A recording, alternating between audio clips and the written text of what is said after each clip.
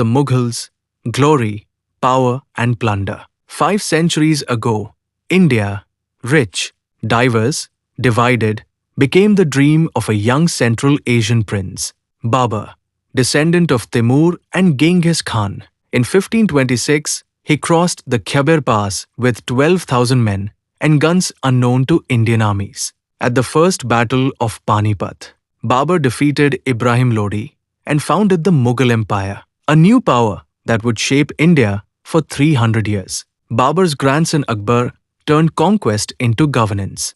At 13, he inherited chaos, but through vision and tolerance, he built unity. He married Rajput princesses, abolished the jizya tax, and welcomed all faiths to debate in his court. His policy of Sulhaikul, peace with all, wove together a diverse nation.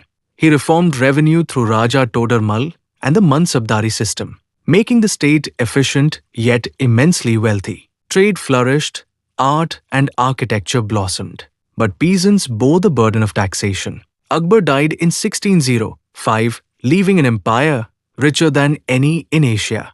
His successors brought grandeur and greed. Under Jahangir, Shah Jahan, and Aurangzeb, the Mughal court became a symbol of splendor. The Taj Mahal, Red Fort, and Peacock Throne proclaimed power in marble and gold. Envoys from Europe called it the richest court on earth. Yet this magnificence rested on extraction. Conquests in Bengal, Kashmir, and the Deccan brought booty to Delhi, while villages paid half their produce in revenue. The empire created beauty but drained its own base. Then came Aurangzeb, pious and relentless. He ruled for 49 years, expanding territory but exhausting treasuries. Deccan wars dragged for decades. Religious intolerance revived old rifts. The Marathas, Jats, and Sikhs rose in revolt. Corruption spread, peasants fled, and by his death in 1707, the mighty empire was a hollow shell. Soon foreign storms arrived. In 1739, the Persian invader Nadir Shah plundered Delhi, slaughtered its citizens, and took the Kohinoor and Peacock Throne home. The Mughals never recovered.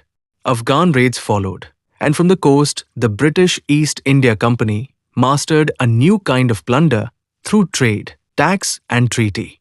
By 1757, they controlled Bengal.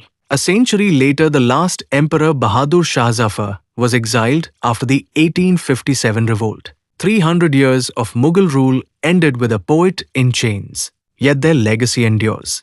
They gave India its monuments, its courtly language, its blend of Persian and Indian culture. They were both builders and takers, creating a civilization that still shapes modern India. Power that only takes will collapse under its own weight. Power that creates and uplifts lives forever. Empires fade, but cultures that share and adapt endure. The Mughal story reminds us that true greatness lies not in what you conquer, but in what you contribute.